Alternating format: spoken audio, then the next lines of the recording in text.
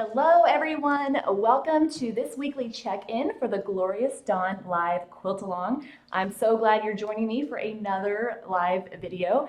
It's crazy to think that it's already been 4 videos. It's the 4th one. So I figure by the time we're all done, I'll have it all figured out and we'll be good to go. But hopefully you're having fun with your blocks. And if you're watching the live check-in, you've been checking out the classes, but you're not sure if you want to actually do the quilt, it's not too late to decide. You can still get the quilt kit for 50% off. Just use the promo code GLORIOUSDAWN when you check out at myblueprint.com, and that's all in the description box below. But before we get started, I have a fun fact for you. Something I hadn't thought of till just now. My middle name is Dawn. So when I was growing up, I often heard, "Angela Dawn, get over here," because I was quite the handful growing up. But Glorious Dawn, now wouldn't have that been a great first name? I could just see it, Glorious Dawn. Anyway, I'm getting off track. We are checking in to see how your half square triangles went, how your O blocks went together, answer any questions that you might have, and then kick off the next week's assignment or milestone if you want to quilt along with us. Again, I want to stress to everybody watching, you don't have to do it right now. You don't even have to keep with the timeline. I just know that some quilters are rule followers and some of us like to just do it as we want to do it. So no matter where you are in that scale, it's totally fine. So don't feel like you have to hurry up and get through it. But hopefully those half square triangles were not giving you trouble. Usually that's a good basic block that we're all very comfortable with. So good to know. And I will be looking at the YouTube channel to see if anybody has any questions. But like always, I'm going to go ahead and start with questions that have already been asked, either on the Facebook group or Facebook page or from last week. One good question that was asked was from Annette. And Annette said, "Is there another venue to ask a specific question about the quilt or the quilt pattern?" As I'm doing these live check-ins, I'm kind of playing, the talker and the director, and I can't always see all the questions that come through. So I thought, Annette, that's a great question. If you have a specific question about the pattern, or you keep asking it and I don't see it, and I keep answering everybody else's but yours, rest assured it's not personal, but you can definitely go over to the class on myblueprint.com and ask the question there. So there's a lot of quilters in there. They'll be glad to help out. If there's one thing I know that quilters like to do, it's to talk about quilting. And sometimes we'll give suggestions to questions that weren't even asked. So there's that.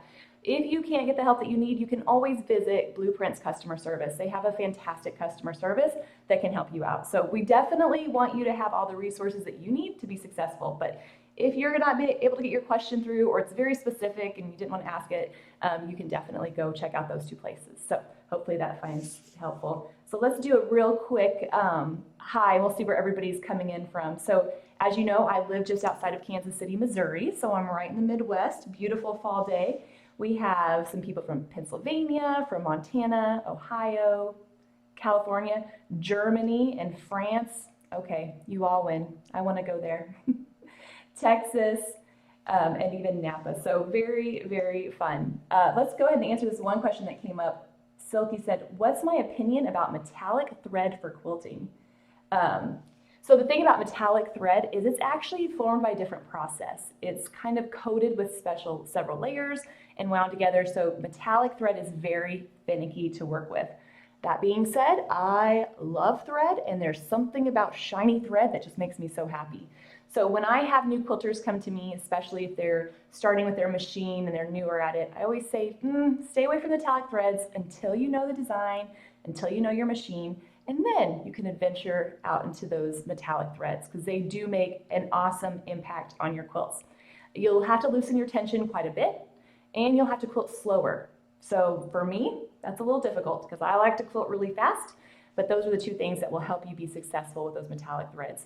Start out with a little test sandwich so that if it's not working, you don't have to rip out any quilting, and I think you'll find that you'll be good to go. Okay, some questions that came up. I saw that somebody already asked it. What's up with the 4 extra fat quarters? That was from Tanya. That also came through from somebody else, Chris. Chris says she's making the throw-sized sea spray quilt, and she has 4 fat quarters left over after she's finished. So if you're doing the throw size quilt, you've got a beautiful fat quarter bundle with 20 fat quarters. So there are going to be 4 left over. Now those are made for a very specific purpose. You're going to gather those 4 fat quarters and you're going to put them in an envelope and you're going to mail them to me. Okay, no, I'm just kidding. The 4 extra are just extra. I think it would be neat to make a pieced backing with them, so save them and piece them or put them in your stash, or yeah, if you need a home for them though, you can bring them to me in Kansas City. So I would definitely love that. So if you're doing the throw size, you're gonna have some extra, and maybe even the other sizes might have extra pieces as well. Think of it as a bonus, a little perk, a little extra. So if you're kind of running into that, that's what it's supposed to be. Ooh, and we have Canada, Montana. All right, so Tanya, also I hope that answers your question about the extra back quarters. Okay, so Naomi, I think I say your name wrong every week, so sorry if I am. So you asked what's my stitch length when I'm working on my machine quilting. So I think this is a great question, so let me show you real quick what here's a quilt that I have right here. We're gonna be talking about these X blocks here in a second. But when I'm quilting, I'm actually not using a stitch regulator. So that means that all my stitches are different sizes. See how these are nice and tight, and then they get bigger, and then they get smaller. I think it's just because it adds a nice organic look to the whole quilt. Well, I guess you can't really see that on the camera. You can just take my word for it. So as I'm quilting, I'm not using a stitch regulator. That means the stitches are changing length, and I'm okay with that. I don't know if that's just because I'm not a perfectionist or because it really doesn't bother me. Now, I will say that as you get more practice, you get better, it'll be easier to keep them consistent. But maybe you're asking because you're one of the lucky ones that has a stitch regulator on your machine. If that's the case, the stitch length that I suggest depends on the design. If you're doing something round, really tight like pebbles, I would do more stitches per inch so that you can get a circle. If you have stitches too big, you're going to end up with a mid-century modern pebble. Or maybe you already get that already, so smaller. But if you're doing really long fluid designs and you're quilting very quickly, it might be better to bump up the stitches per inch so that you can move a little faster. Of course, you know where I kind of fall into that. So ultimately, it just depends on what you prefer. And I love it when I teach classes and people always ask me our questions, and I always say, it depends, but I do try to give tips. But just remember, it just really depends on what you like and your preferences. So there's no right or wrong answer. The only time I would really worry about stitch length is if I think there's a possibility I might have to rip out the quilting, then I'm definitely going to do them a little bit bigger so they're easier to come out. So kind of funny. Okay, Debbie says she's so far behind, but she loves it. This is not a rush. This is not meant to be overwhelming. It's just meant for me to check in, see how you're doing, put a little bit of that along to the Quilt-Along, a little bit community. So no stress here. I figured there's more important things to worry about. We're not going to worry about this. Oh, Naomi has a Bernina BSR. You lucky duck. Okay, with your stitch regulator, I would aim in between 10 to 12 stitches per inch is usually what I suggest when I'm starting out. You're going to refine that depending on how fast you quilt and what kind of designs you're working. So hopefully that helps you. Alita says, hello from California. I taught her everything you know about quilting. Oh, okay, so you know to not worry about it. A mistake, don't worry about that. You know, once is a mistake, twice is a design choice, that kind of stuff. I love it. Very good. Kelly asked a great question. Do I always leave my ruler table or ruler base on when quilting? And I'm assuming that's for the long arm. I do always leave my ruler base on because I switch between ruler quilting and curve quilting quite often, especially even with the quilt that I did for this Quilt-Along. I quilted it on my long arm. And so using the rulers for the straight lines, especially if they're diagonal, and then doing some curves. And so leaving the ruler base on lets me switch back and forth without having to stop and put it back on. So I do. The one downside to leaving your ruler base on all the time is that it can add just a little bit of drag, but I quilt fast enough, it doesn't seem to affect me too much. So hopefully that's okay. So Rachel said those X blocks took forever, but she said they're a lot of fun. So the X blocks, which are coming up, let me show you what we're looking with here because they are really fun. The thing about the X blocks that you're going to see pretty quickly is you have these 4 little pieces. So every quadrant has 3 extra little sides that you put onto it, but it makes a really cool curved effect without curved piecing. And so I figure the trade-off is definitely worth it. And plus they're so little and cute. I mean, just adorable. So that's kind of fun. So yes, they are a little bit more labor intensive than probably any of the other blocks, but good thing is, especially as you go up in size, they get bigger. So you feel like you're becoming more efficient or more productive, which is always a great feeling. So yeah, I can definitely relate with that. Okay, Susan says, love all your videos. Can I do a whole quilt on my little brother or should I only quilt as you go? Okay, Susan, here's where I give you this whole big spiel about the machine doesn't matter. When you're quilting, you're gonna make it work with whatever machine you have. If it's a smaller machine, you're gonna have to do a lot more smushing and pushing, unfortunately. But the benefit is you can kind of start wherever you want, you can kind of work your way around. Even if you have a huge quilt, you're still gonna work within one defined space, so just kind of focus on that. Now, here's a thing that I find helpful. When I'm machine quilting a bigger quilt, especially if it's one like this, I like to work vertically. Mostly because I have my whole body momentum to push and pull, but also because I don't have to re-roll the quilt to move. So if I have the whole quilt rolled up over here, like my hand motions, I don't know why I'm doing it. I just think it makes it funny. But if I have the whole quilt rolled up over here, I just have to push the whole quilt through. So if I'm working on a bigger quilt, I'm gonna be thinking more vertical designs, or I will turn my quilt, and if I prefer to work, let's say you prefer to work horizontally, you're like, this is how I wanna work, you can actually turn your whole machine and work that way. So pick designs that work with what you're doing, and maybe get out your walking foot and do straight lines over a chunk of it, and then fill in with some free motion quilting to make it easier. But yes, you can definitely do it with all of them. Evie, no, we didn't start the X blocks yet. Somebody just commented on it. We're getting there. We're always have people ahead. So Kelly Draper, sorry, I've got something in my eye. Not even an eyeball, it's something else. So Kelly Draper says, do you ever tear out quilting? That's a good question. Okay, going on to Susan. Okay, no, I'm just kidding. All right, so when it comes to tearing out quilting, there are times that I do it, especially if there's a construction issue. There's a tuck on the back, there is the design wasn't what they picked, the thread color was wrong. It's rarer the more comfortable you get with quilting. It doesn't happen as often, but it still happens. In fact, I spent half of the amazing Kansas City Chiefs game ripping out quilting on a quilt. And so sometimes it happens. But when I say don't rip out quilting, I'm talking about somebody that's quilting a big quilt, makes a little swirl and says, oh, it's not very round, I'm gonna take that out. You never get better at quilting by ripping it out. So just keep going, keep going, keep going. And when you're done, if that one little swirl is still bothering you, if you can still find it, that's the thing, you usually can't find it at that point, then you can go ahead and rip it out. So, if you can't live with it, then definitely rip it out. So I got a quick funny story about that.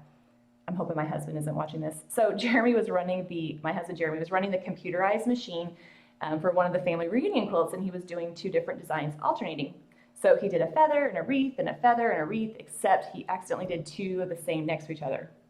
He was like, oh my gosh, it's a mistake. I'm like, it doesn't matter, just leave it. And he said, no, I can't leave it. I'll know it's like that. I said, we're giving it away anyway. No, he's got to take it out. So definitely more of a perfectionist than I am. So not only did he rip it out, he made me help him rip it out. And so I'm taking it out, I'm like, this goes against everything I teach people. So ultimately, if you can't live with it, take it out, but don't take it out just because, you're like, oh, maybe it'll look better if I do it again. So there we go. Red Hood Sewing Basket. What do you do if you find a tuck on the back? Can you fix it? Well, you cry, maybe have a glass of water. Now, if there's a tuck on the back, there's 2 ways you can go about it. Usually on a long arm, you can see it coming and you're like, oh, okay, this is gonna happen. You can find out before you get the whole thing finished. If the whole quilt is done, I would just whip stitch it down. Actually, I'm lying, I would just leave it. I would call it ruching and textured quilting or give it an artistic name, but if you didn't like it, you could just whip stitch it down or just sew it down. Busier backings will help hide that. Here's the thing, it happens, it's just a thing. Don't worry too much about it. I figure you can only worry about one side of the quilt. Let's focus on the top. And if anybody points it out, then you tell them they get the super observant award of the day, and you never give them another quilt again. So there you go, problem solved. Okay, Emily says she's a fan. She loves my teaching style and tips. Thank you, Angela. Thank you. I'm gonna print that out and put that on my children's wall so they can see it every morning when they wake up. Uh-oh, Bonnie, you skipped my question before red truck. Well, I don't know. Let me scroll back. There's so many things, I can't catch them all. I don't know, I'll have to come back and catch that one. Okay, Nancy said she finally had the courage to start quilting on her domestic sewing machine on a real quilt. Not happy, Not perfect, but she's happy and improving. And that's the thing. Once you do a design over the whole quilt, you're definitely going to improve. So I think that's awesome that you did that. Okay, so another question that came up from either last week or the Facebook group, this was a good one, not necessarily about this quilt, but still really good. It was from Cheryl. She's making a quilt with Minky, and she wants to pre-wash it. And she wanted to know if I had any suggestions for pre-washing, which, come on, is kind of hilarious. I wash the clothes I have to wash. I definitely don't wash fabric, but I did some exhaustive research on the subject, which means I Googled it and looked at the first response. But Google says that Minky is 100% polyester, so you don't have to pre-wash it because it won't shrink. However, I didn't know this. They suggest that you pre-wash all the other fabrics since it will shrink. It might shrink, but will shrink. So that's up to you, Cheryl. That's just what I looked up, and I had no clue. I just Googled it. So take that for what it's worth. Okay, Sean, great question. A rule of thumb for using backing or batting, I think, to quilt the quilt to death. It was like you were asking me a question that reached into my soul. Obviously, I love to quilt things to death. So let's real quick kind of check out this quilt from the Quilt-Along. I love to quilt different motifs and different designs, and it's fairly dense. I mean, these lines are about a 1/4 inch apart. I tried telling myself, oh, it doesn't have to be so tight everywhere, but I can't stop it.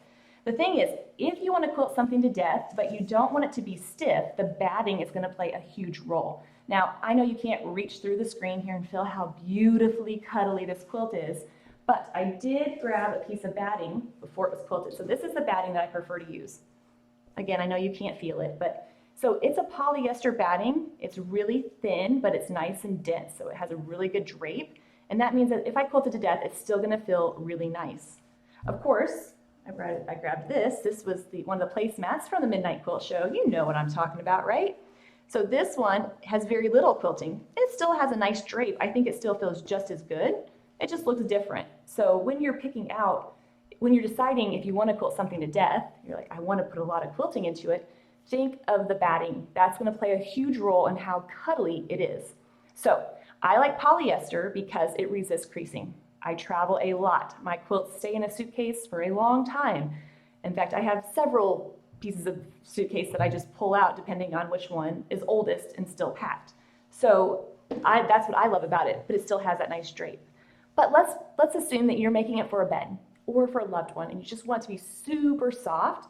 Go with a natural fiber batting like cotton or wool or a bamboo silk blend. That's going to give you a great drape. Now, since it's a natural fiber, it will have a little shrinkage to it, but a lot of quilters love that because it gives it that crinkly, quilted look, and incidentally, does help hide any quilting errors because it kind of just covers that all up. So hopefully that answers your question, Sean. The biggest thing is high quality batting. What you pick from there really doesn't matter. It's going to be a really nice result. Now, I will say that we have a quilt on my bed that was the first one I ever made, gosh, like 17 years ago. And it's really soft. It's been used a lot. And so when I gave a quilt to my son, he was like, it's not as soft as yours. So well, you have to use it. So even if it feels stiff at first, the more you use it, the more it's going to kind of break it in. So it's a good gauge. You can see how much people are using the quilt when you give it to them. Okay. Bonnie, help. Where do we start quilting the center? Top to bottom? Do segments? Where do we start? See, now there you go. I like that. It's like very obvious. Don't everybody do capitals because then it will all come together. Where do you start? Bonnie, when you are quilting on your sewing machine, you can start anywhere you want. Okay, so I know that kind of goes against logic. If you have basted your quilt sandwich though, you basted it correctly, you can start anywhere. I prefer to start in the center because it's never going to be as heavy as it is at that point. It's going to be the hardest part is in the very center. So I like to go ahead and get that over with while I'm really excited about the project. And this is going to be the best quilt ever kind of thing. But let's pretend that you don't want to start in the center because there's something in there that you're not ready to quilt. Either you don't know what you're going to quilt or you're scared to quilt that particular area. You can start somewhere else. Another reason a lot of people start in the center is it helps push out any of the extra backing. So if your backing isn't on perfect, it kind of helps mush it out towards the side. Although I feel a tuck in the side might be, or towards the edge, might be a little bit more noticeable than the center. I don't know. It's just idea. So good news is, Bonnie, you can start everywhere you go. Bonnie, I'm not skipping you on purpose. I love you. I'm just trying to talk and read. Craziness. But hopefully that helps you out. But when you're looking at your quilt and you're thinking, where should I start? Pick an area that you know what you're going to do in. I know that sounds like obvious, but something that's going to be an easy start, especially if you're nervous about the quilting. When you're like, okay, I'm nervous about quilting the stars. Those stars look difficult. I don't want to start there because she did straight lines and I don't want to do straight lines. Maybe you just start in the background with a meander or an all-over design. So you can really pick and choose where you want to start. The more you do something, the more you get your routine and the more you do what you prefer. And so the more you do it, the more you'll find your style. So definitely take my advice for what it's worth, and find what works for you. So have fun with that. Leanne, hi Angela, I was wondering if you can recommend a nice cotton thread that is a less expensive alternative to Aurifil. Do you use 50 weight for quilting and piecing? Well, you're on the right place. Blueprint has, which I think it's still Craftsy, has Pima cotton thread. So if you go to craftsy.com, you can get your supplies there. So Pima thread is a 50 weight cotton and it's great. Beautiful colors. And here's why I love 50 weight cotton. It's thin enough to blend in on the top. So even if you're using a bunch of different colors, it's not going to overwhelm the top, but it's still strong. It's kind of right there in that middle range where you get the fine blendingness without the difficulty of using it. So like if you were going to go with a thinner thread, like an 80 weight, it's going to be a lot more difficult to mess with, a little bit more finicky on the tension. So the reason I also love cotton thread is if I'm piecing and quilting on my sewing machine. If I'm going to be doing everything on the one machine, I just kind of want to stick with the thread that works. And so piecing with cotton is great because it creates a strong seam. You can definitely piece with poly. I know there's some people that are concerned that it might shred the fabric. I've never found that to happen. But so the Pima cotton from Craftsy or myblueprint.com, either one will have it. And so I've used that in a lot of quilts, especially on Midnight Quilt Show quilts. So that's definitely a less expensive alternative.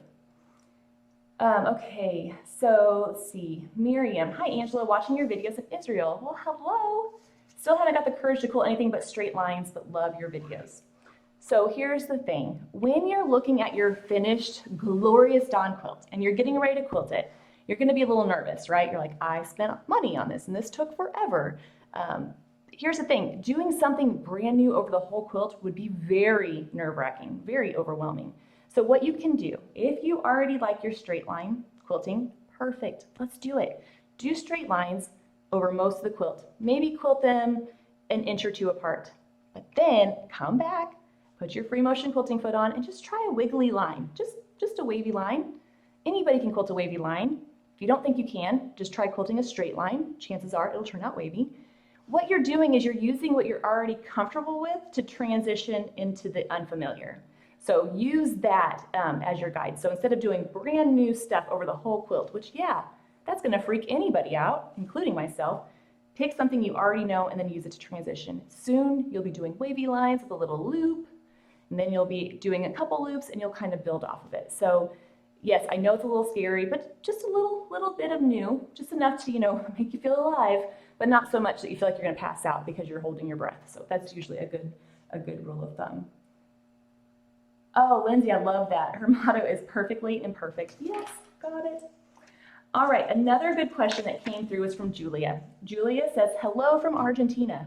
Do you ship to Argentina? So unfortunately, Blueprint does not ship to Argentina, but I would love to come to Argentina so I can pack my suitcase with whatever I need to bring to you. I'm really a giver that way. No, I'm just kidding. But they said you can watch the class on myblueprint.com and you can get the digital pattern and make it with your own fabric, especially if you go with a solid option. You can kind of match it from there. So even though we don't ship to Argentina, unfortunately, you can still participate, which is what's great about that. Karen, were there pattern changes for the flying geese border? Mine is longer than the queen size quilt. That's a good question. I don't think so, but Karen, I'm gonna take a note and look into that and I'll address that next time. So I don't think there was any changes. I think it worked, but I just made the throat, so I didn't make the queen. I'll check on that and get back with you on it. So stay tuned. Craft Lady said she just started free motion on her long arm. I am your mentor. I love that. I love that. Okay, so see now, let me go see if I can scroll back real quick and see if anybody, oh my gosh, time is almost up. That's when I know I'm having too much fun. All right, another question that came through then, just to address that, is where did you get, here it is, where is that iron from that I use in the class and where did I get it? So that was a question that came up quite a bit in the class. So this is the iron that I use a lot on the Midnight Quilt Show in the class. So it's a steam fast iron. I have it on my Blueprints website. It's amazing because it's teeny tiny, but the handle is still nice and big. So I'm not like doing a little handle there. And it gets super hot, so you gotta be careful. But here's the bonus, you can hide it from your family members. So when I tell my family that I don't have an iron at home because I don't wanna have to iron their clothes, I can just hide this with my fabric and find it there. So here's kind of what the box looks like, the steam fast iron. Love it, especially if you do retreats or classes, because you know what happens at the ironing station at classes and retreats, right? It always gets clogged up. Okay, real quick before we move on. So your next assignment or your next milestone, if you want, is to work on your X blocks. So I already kind of talked about these a little bit. There are a lot of stitching and flipping of various sizes. And there's only one point to match in the center, so that makes it a little bit easier than maybe the star block or other blocks that we've worked with. Like you've already probably heard from others, it's a little bit more involved, not difficult, very good mindless sewing. So if you're watching a movie while you're piecing or listening to an audiobook, perfect for that kind of thing, and especially using your little iron to flip it over. Another thing you might find helpful with those seams are to use a seam roller just to kind of help hold them out of the way and then give the whole block a press when you're finished. Just a different option. Okay, so fantastic questions. I feel like there was even more interaction this week than any other week. I appreciate it. It makes it a lot easier to get on here and talk for 30 minutes when there's stuff to talk about. If I don't have questions, then I have to start making up stuff, and it's just really awkward. So anyway, I'll be back next week where we're going to talk about, see how your X blocks are going, answer any questions you have. I'm going to find out your answer to the queen size flying geese pattern. So have fun with your quilts, and until then, happy quilting.